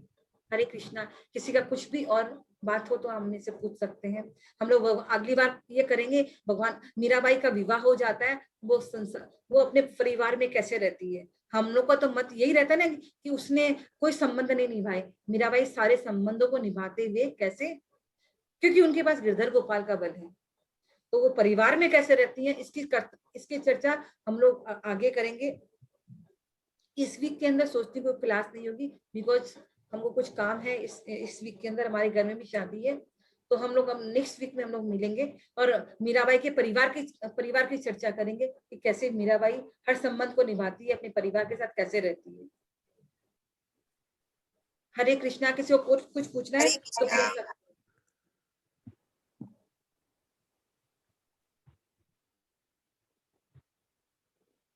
सब लोग मौन मत रहिए प्लीज, कुछ बोलिए।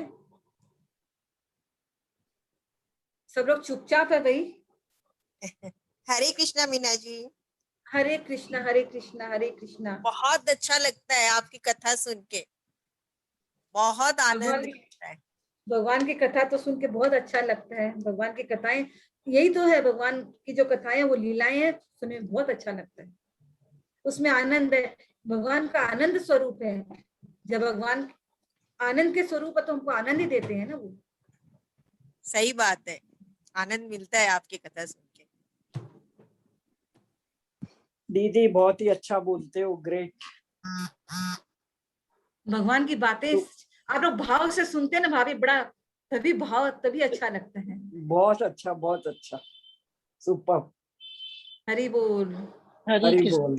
हरि बोल। इसलिए हमको मुक्ति की चिंता नहीं करनी है। मोक्ष जब भगवान के साथ रहेंगे तो मोक्ष मिल ही जाएगा। हमको साथ भगवान के साथ प्रेम करना है। तो सही। प्रेम जब ही होगा जब संबंध बनाएंगे।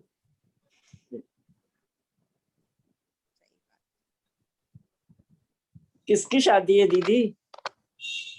मेरी ननद की शादी है भाभी, अच्छा। चाचा जी की लड़की, और हम अपने घर से हो रही है यहाँ पे। अच्छा अच्छा।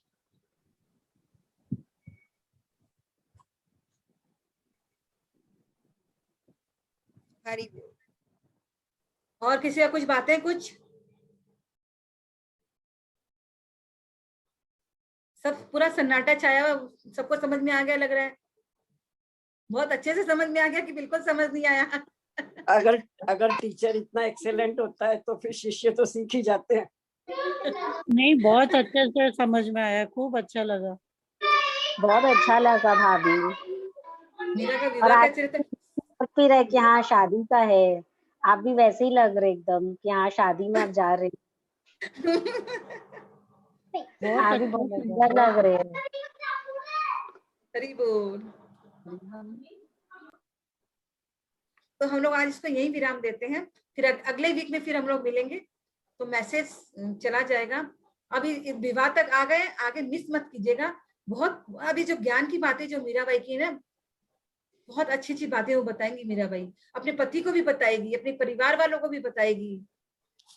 उनके पति की जो चर्चा है ना, बहुत खूबसूरत, पति के साथ उनकी जो चर्चा है ना, बहुत ही सुंदर चर्चा होती है।